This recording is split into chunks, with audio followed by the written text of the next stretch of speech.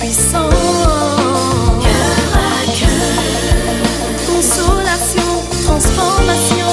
Cœur à cœur, délivrance et joie. Cœur à cœur. Bonjour et bienvenue à cette nouvelle émission de Cœur à Cœur.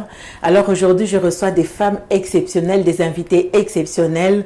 Nous parlons d'un sujet également exceptionnel. Nous parlons de la femme et du ministère. Alors je reçois une habituée de cette émission, le pasteur Jude. Bonjour pasteur Jude. Bonjour pasteur Nathalie, bonjour à tous nos auditeurs qui nous écoutent. Pasteur Jude, merci d'être là encore aujourd'hui. Ça me fait un grand plaisir comme toujours. Je reçois également une autre servante de Dieu que vous allez écouter pour la première fois sur ce plateau de Cœur à Cœur et je suis sûre que ça ne sera pas la dernière fois. Alors je reçois le pasteur Valence Sangara. Bonjour pasteur Valence. Oui, bonjour pasteur Nathalie. Pasteur... Ça me fait plaisir d'être à cette émission Cœur à Cœur. Pasteur Valence, c'est un réel plaisir de t'avoir aujourd'hui. Je sais que tu es vraiment au four et au moulin. Merci pour le sacrifice que tu consens aujourd'hui. Merci beaucoup. Alors, nous parlons de la femme et du ministère. Et c'est un thème très passionnant. Et puis, en tant que femme, c'est vraiment un grand défi que nous avons.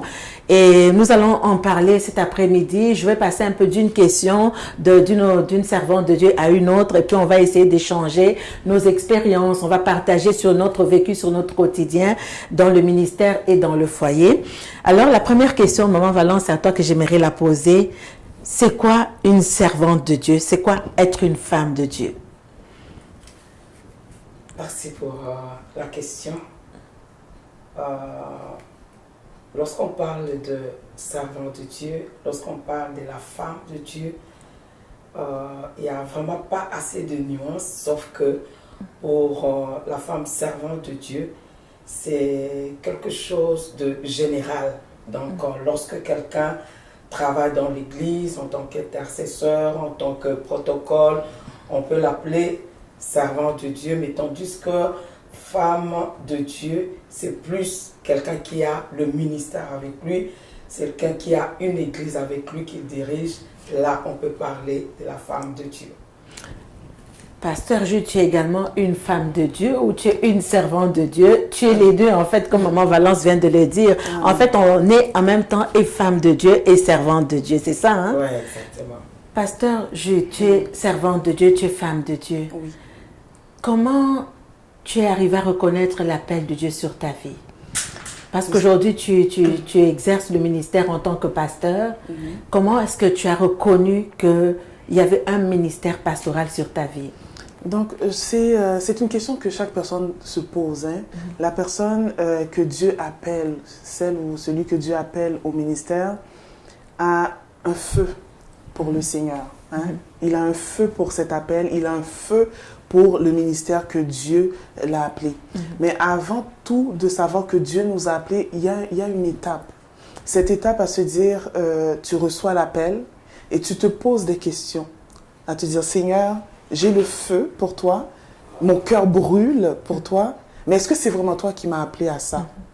Hein? Parce qu'on peut dire, oui, j'ai le feu, mon cœur brûle, mais est-ce que c'est vraiment Dieu? Et là, ça va au-delà de ce que toi, tu peux ressentir. Premièrement, Dieu t'appelle, parce que quand Dieu nous appelle à un ministère, il s'adresse à toi directement.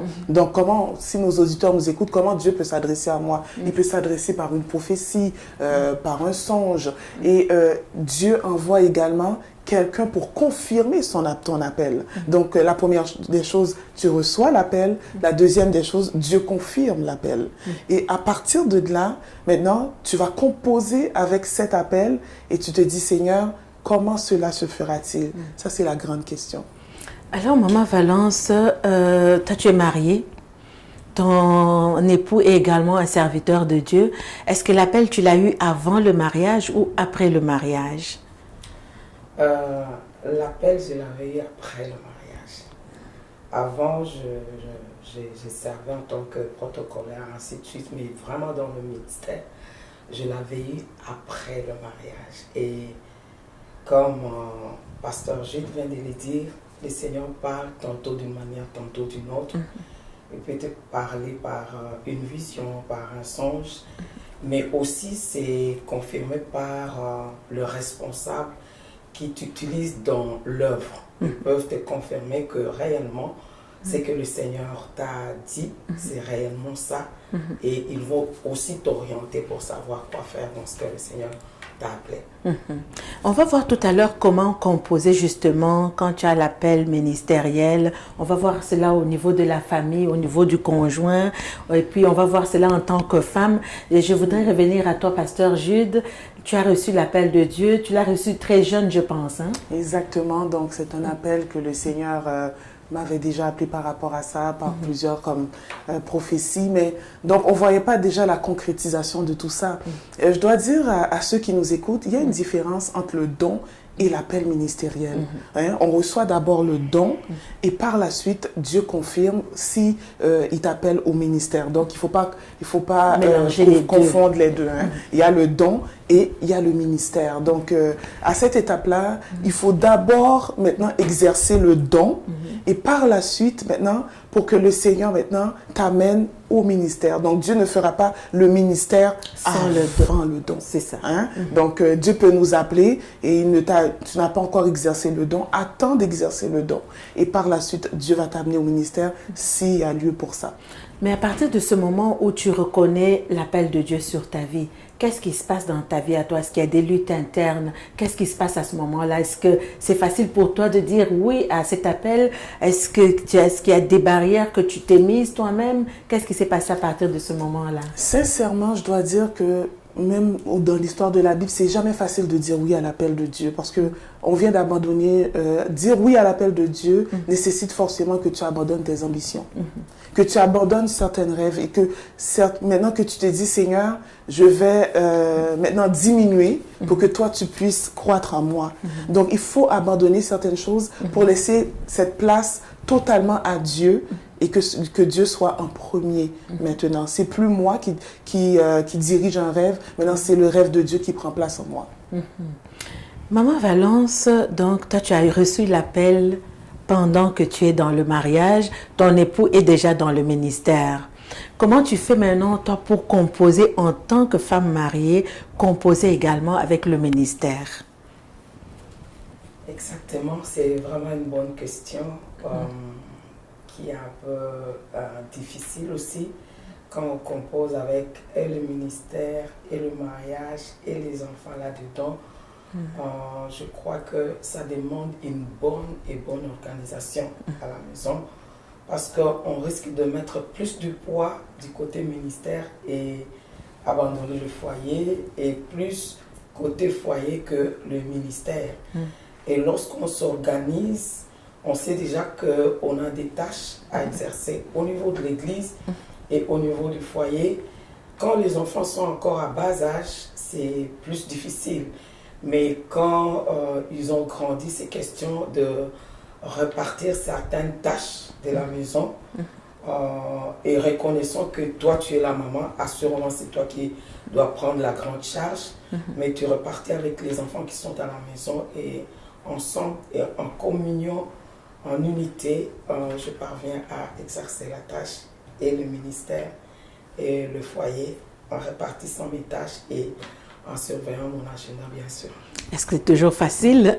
Non, c'est pas facile. Est-ce que tu peux nous donner un peu des anecdotes de ton organisation, comment ça se passe? Il y a certainement eu des ratés, il y a certainement, on a toujours quelques explications, oui. Bien sûr, parfois on peut avoir déjà tout préparé, que le mari dise non, ça, je viens de manger ça 3 fois, 4 fois là.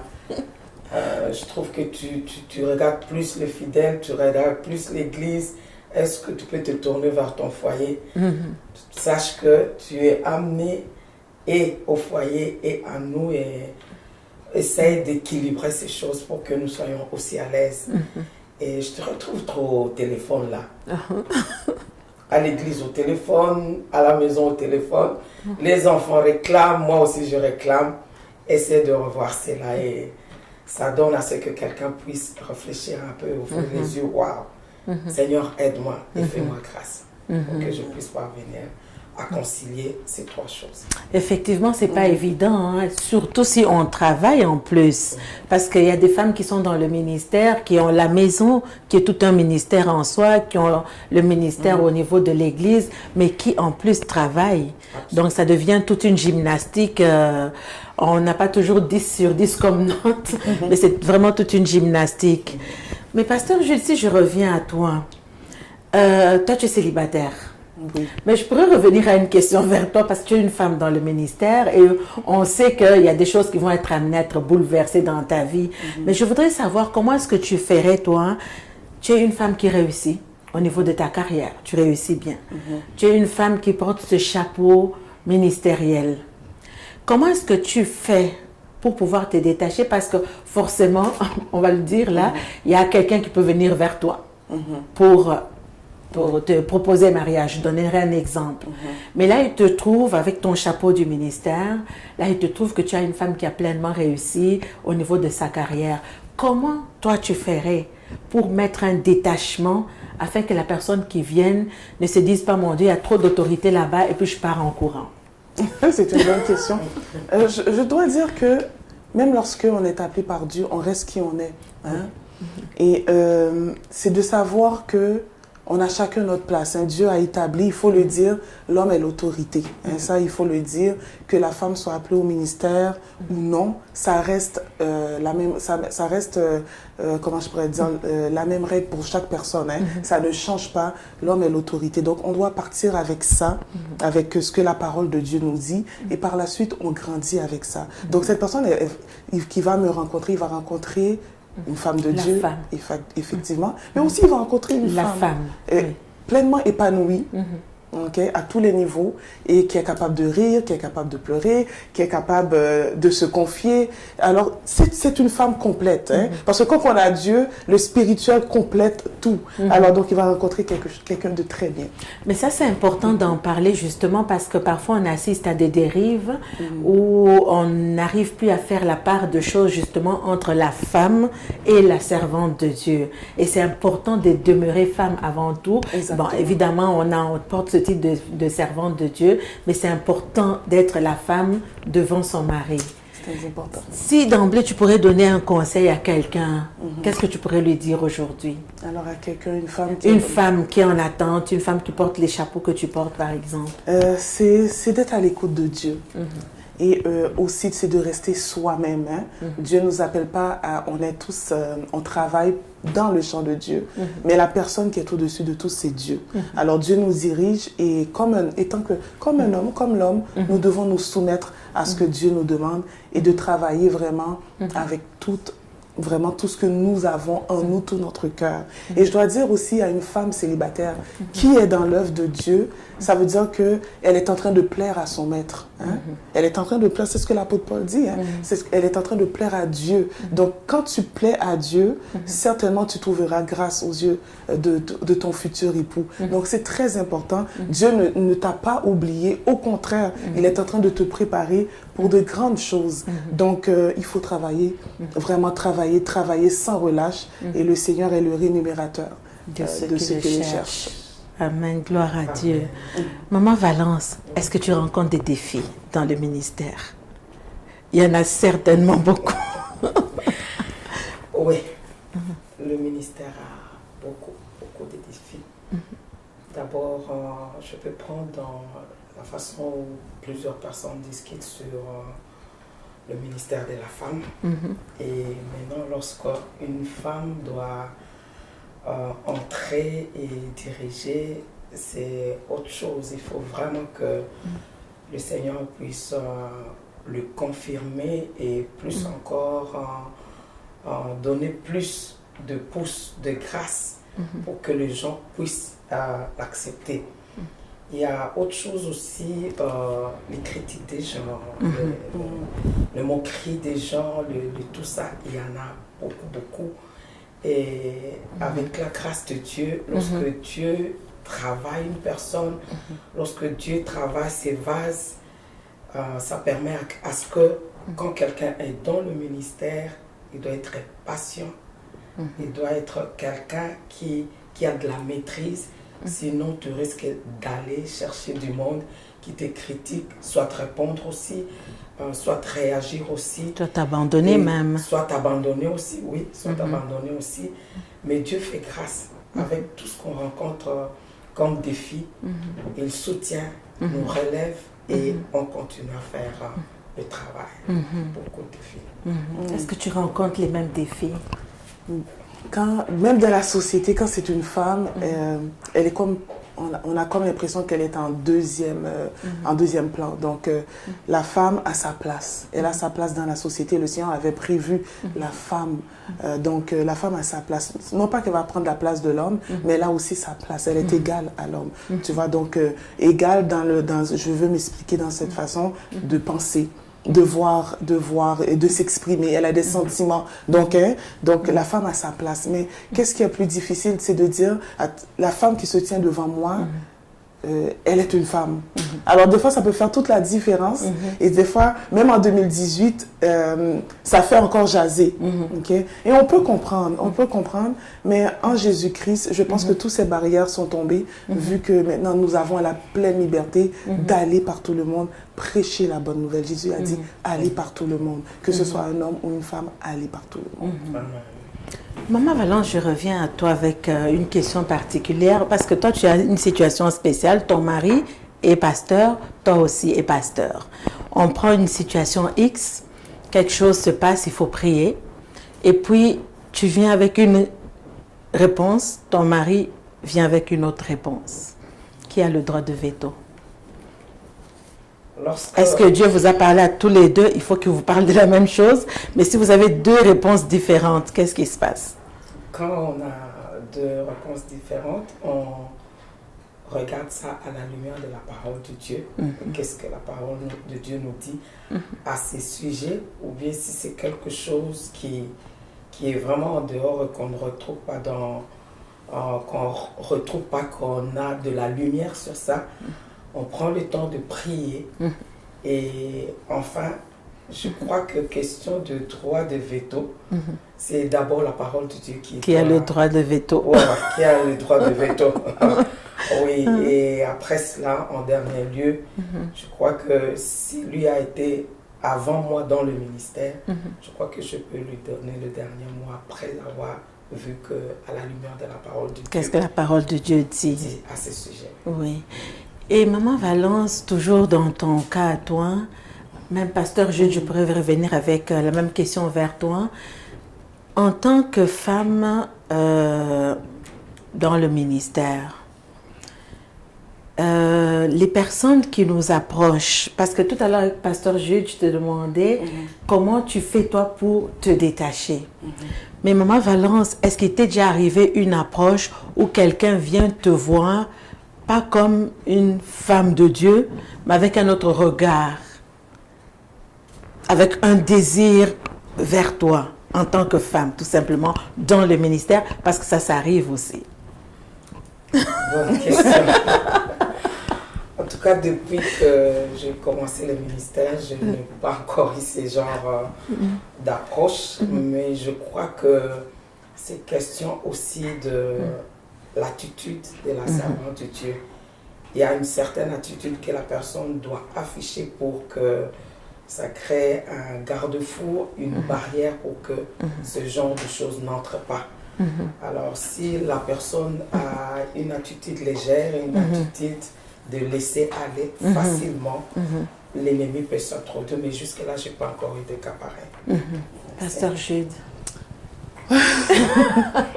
C'est sûr que... Parce que les personnes nous voient là à l'avant et puis, oui, comment tu fais? Et des fois, il ne faut pas confondre l'admiration avec l'appréciation ou peut-être même la séduction, quoi que ce soit. Donc, la personne te voit, tu es une femme, même si tu prends toutes tes précautions, il se dit, attends, que cette femme, elle est jolie, comment ça se fait qu'elle a choisi cette voie-là, pourquoi? Donc, c'est tous ces questionnements-là. Et en étant dans la maison de Dieu, en étant dans le ministère, c'est sûr que quand on nous approche, nous avons, comme disait Maman Valence, une attitude à adopter nous-mêmes.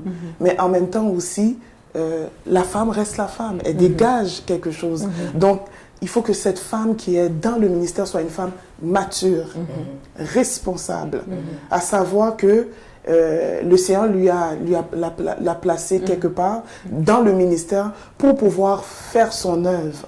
Et ça c'est très important. Ça prend beaucoup de maturité parce que tu veux ou pas, il y a des hommes qui vont être là, qui vont t'écouter. Il y a des hommes qui vont être là, qui vont t'approcher. Maintenant, c'est de mettre une barrière et de vraiment s'assurer qu'on est vraiment responsable et on est vraiment mature. Et quand on parle des femmes, il y a des hommes aussi qui vivent cette situation-là. Oui.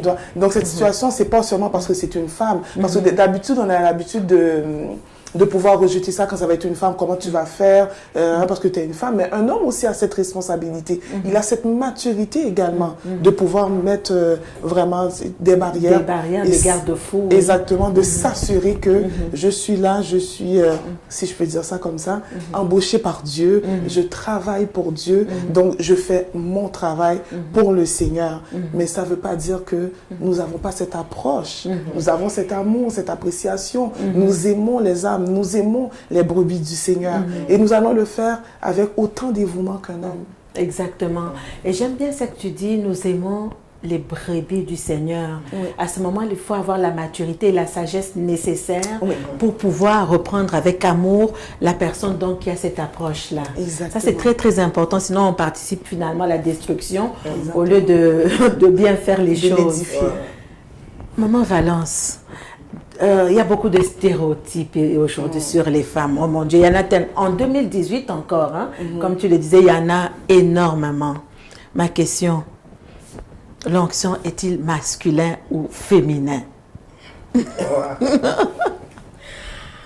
Normalement, l'onction n'est ni masculin ni féminin parce que l'Esprit de Dieu n'est pas ni masculin ni féminin. Oui. Ça tombe sur la femme, ça tombe sur l'homme et c'est à Dieu de l'utiliser. Lorsque ça tombe sur une femme, Dieu l'utilise tel qu'il peut utiliser l'homme. Sauf que dans notre société, il y a souvent de gens qui ont certaines façon de voir la femme. Une certaine culture. De voir la femme par rapport au ministère et de voir l'homme par rapport au ministère. Et tout cela, lorsque Dieu maintenant manifeste sa gloire dans cette femme-là, les gens vont se dire, waouh, c'est une femme de Dieu là. On a vu l'onction sur elle. On croyait que c'était seulement sur les hommes. Et pourtant, sur cette femme aussi, on vient de voir quelque chose. Donc, je crois que l'onction est neutre. Est-ce que tu as des anecdotes par rapport à ça, des choses qui sont arrivées? Enfin, je ne sais pas. J'ai entendu peut-être chez une servante de Dieu, lorsque son mari parlait d'elle, c'était parti au Shabbat, c'était en Afrique, c'était plus en RDC. Et quand le mari, qui est pasteur, avait proposé que l'homme de Dieu venait avec son épouse, mais j'aimerais qu'elle nous apporte la parole. Les gens ont dit non, l'église va fuir là. Toi, tu sais qu'ici, là, on n'accepte pas l'onction de femme. Mais lorsque cette femme avait ouvert la bouche, ces hommes-là, à la fin du culte, d'où tu viens? Du ciel. Tu viens de quelle sphère? Tu viens de quelle planète? Et tout le monde était édifié. Et c'est là où le changement est entré dans cette église. Ils avaient maintenant une autre façon de voir la femme et c'est dire que Dieu peut utiliser tout le monde. Voilà, exactement. Pasteur Jude. L'onction, est-ce qu'elle est masculine? Oui, est-ce que tu as des anecdotes par rapport à ça? Oui, je vais revenir avec ça, mais je vais répondre aussi à la question. L'onction, comme j'appuie ce que Pasteur Valence dit, l'onction est ni masculin, ni féminin. On le répète parce que c'est très important. Il faut briser encore ces barrières, comme on disait tantôt. C'est ni masculin, ni féminin. Dieu décide uniquement de déverser sa grâce sur un homme, sur une femme. Vous savez, donc Dieu l'a fait à plusieurs reprises. et il va encore le faire. Dieu n'est pas limité. On ne peut pas limiter Dieu pour dire, Seigneur, c'est un homme, fais ça avec lui, c'est une femme, elle traite-la comme ça. Dieu n'est pas, ne voit pas comme nous, il n'agit pas comme nous. On ne peut pas limiter Dieu. Dieu déverse sa grâce sur qui il veut, quand il veut, et comment il l'a choisi dans sa souveraineté. Donc, à partir de là, on peut comprendre que l'onction est ni masculin, ni féminin. Et d'abord, c'était aussi une promesse. Il avait dit, au dernier jour, je répandrai mon esprit sur toute chair. Vos fils et vos filles prophétiseront. Alors, donc, il avait dans son plan, il avait inclus également la femme. Parce qu'il n'a pas seulement dit vos fils, il a dit vos fils et vos filles. Alors, le Seigneur avait pensé à nous et donc, on reçoit cette grâce avec beaucoup d'humilité. Alors, pour parler d'une anecdote, je me souviens un jour après avoir prêché, et il y avait un homme qui était dans la salle et il m'approche à la fin, il me dit, je trouve que pour une femme, tu prêches très bien. Pour une femme. Alors, ça m'a fait rire, pour une femme, tu prêches très bien. J'ai dit, mais il n'y a pas de différence entre un homme et une femme. Et plusieurs disent, la femme n'a pas le droit de prêcher, ou bien la femme ne peut pas être dans le ministère de la parole, de l'enseignement. Moi, je dis souvent, alors pourquoi Dieu m'a donné le don? Si quelqu'un peut me répondre à ça. Alors pourquoi Dieu, si la femme n'a pas le droit, alors pourquoi Dieu lui-même a déposé cette grâce en toi? Et ça, c'est important qu'on puisse vraiment répondre à toute personne. Maman Valence, est-ce que tu pourrais donner un conseil à quelqu'un? Parce qu'il y a des femmes qui elles-mêmes se mettent des barrières. Tout à l'heure, on parlait un peu des luttes internes. L'appel est là, le don est là. Qu'est-ce que je fais? Comment je compose? Est-ce que les gens vont croire? En fait, on peut revenir à l'exemple biblique dont on parlait. On parle de Marie, la mère de Jésus. Qu'est-ce qui se passe? Marie porte la grossesse. L'ange vient là. Et puis voilà, la conception là, elle est fiancée. Mais elle avait un appel de Dieu sur sa vie. Comment composer avec la famille? Comment composer avec l'environnement? Avec le mari même qui est là, qui comprend rien? Parce qu'on peut avoir un mari qui comprend. Mais qu'est-ce qui se passe quand on a... Maman Valence, je reviens avec toi. Qu'est-ce qui se passe quand on a un mari qui ne comprend, qui n'est pas, peut-être même pas chrétien? Qu'est-ce qu'on fait? Qui ne comprend pas les choses de Dieu. Et voilà, le don est là, l'appel est là. Comment tu comprends? Cette femme pourrait composer avec ça. Je crois que c'est question de se soumettre à Dieu. Et Dieu, au fil du temps, va prouver que, aux gens, va leur montrer que cette personne, c'est moi qui l'ai choisie. Parce qu'au départ, tout le monde n'acceptait pas. Que ce soit les gens qui sont autour de toi, tes amis n'acceptaient pas, la famille n'acceptait pas. C'est au fur et à mesure que le Seigneur t'utilise qu'il voit, waouh, est-ce la même personne? Comment est-ce possible? Nous, on s'est moqué d'elle, nous, on faisait ceci. Mais par des signes et des prodiges, quand le Seigneur l'utilise, la parole puissante de Dieu, quand la parole touche les gens, et ces gens se disent, non, nous acceptons réellement que c'est Dieu qui l'a choisi, parce que ce qu'il est en train de faire, elle ne le fait pas d'elle-même. C'est Dieu réellement qui l'a choisi et qui a mis ce don, ce charisme sur elle. Je crois que Dieu le prouve plus tard. Ce n'est pas question de discuter avec du monde, je sais, je veux, je vaux ceci, je vaux cela, mais c'est l'onction que Dieu a mis sur toi qui parlera aux gens. Je suis tout à fait d'accord. Oui, et ça prend la patience, donc on doit s'attendre à vivre certains défis, irritants, certains irritants justement, et puis bon, l'onction parlera. L'onction parlera, effectivement, c'est très important. L'onction parlera et Dieu confirmera. Exactement. Aujourd'hui, le temps s'écoule tellement vite, il me reste à peu près 3-4 minutes là. Aujourd'hui, il y a des femmes qui nous écoutent. On a parlé de femmes. On n'a pas parlé de beaucoup de sujets. Je ne sais pas s'il y a un autre sujet dont on pourrait parler ce soir. Le temps s'écoule rapidement. Mais il y a des femmes qui nous écoutent présentement. Tantôt l'une dans une situation, tantôt l'autre dans une autre situation. Maman Valence, aujourd'hui, il y a des femmes qui nous écoutent et puis qui se disent, mais comment Maman Valence fait? Tu leur as expliqué un petit peu comme ça. Mais comment tu peux donner une parole d'encouragement à cette femme qui peut-être se décourage? Il y a un serviteur de Dieu qui est présentement découragé avec sa femme parce que ça ne va pas dans le ministère.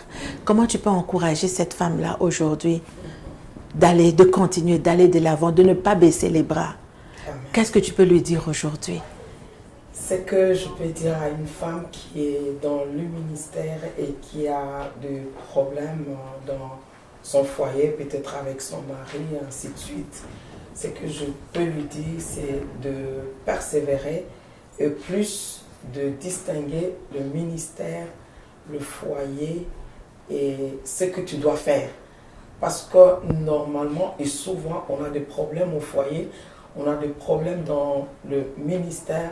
Lorsqu'on mélange le tout, on met plus du poids du côté église que du côté famille. Et cela fait que le mari se trouve qu'il est délaissé à lui-même.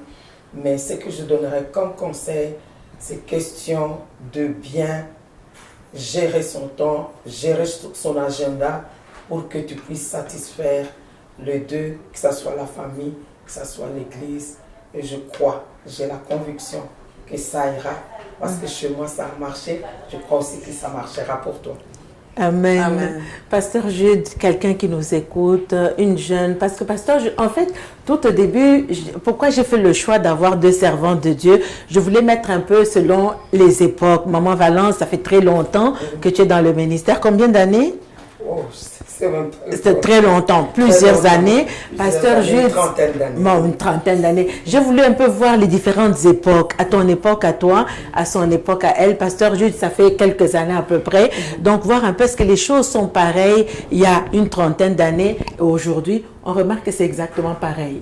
Donc, on a besoin vraiment du soutien du Saint-Esprit. Exactement. Pasteur Jude, tu es jeune dans le ministère. Il y a des gens qui sont jeunes dans le ministère aussi, qui commencent maintenant, qui vivent aussi certaines luttes et puis qui vivent certains défis. Aujourd'hui, quel conseil est-ce que tu peux leur porter également?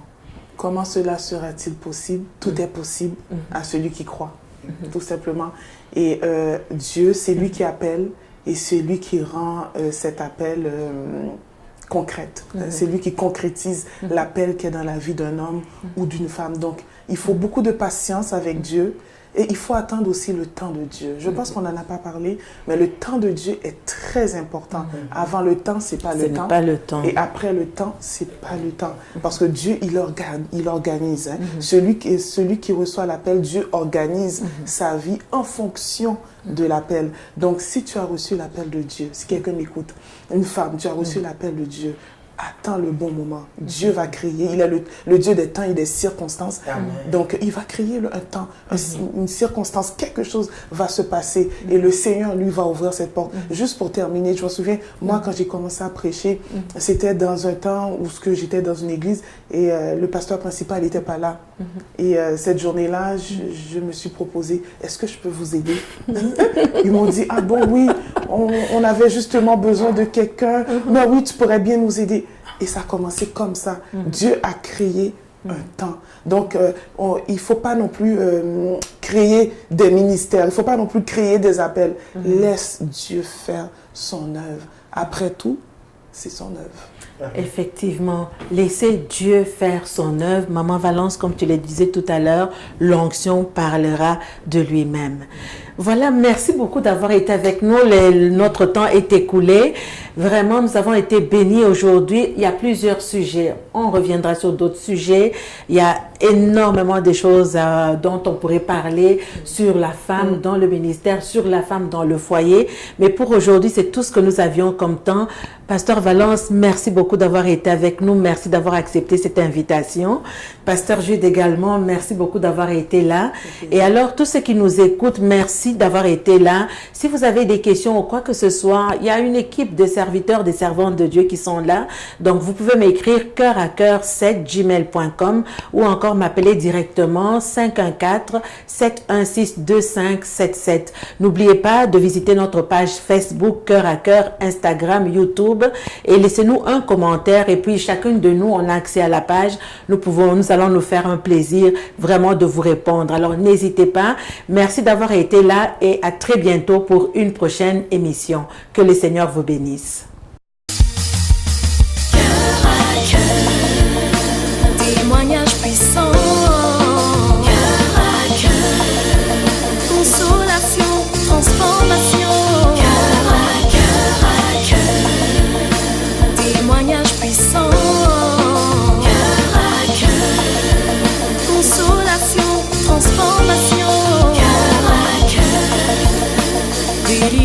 joie.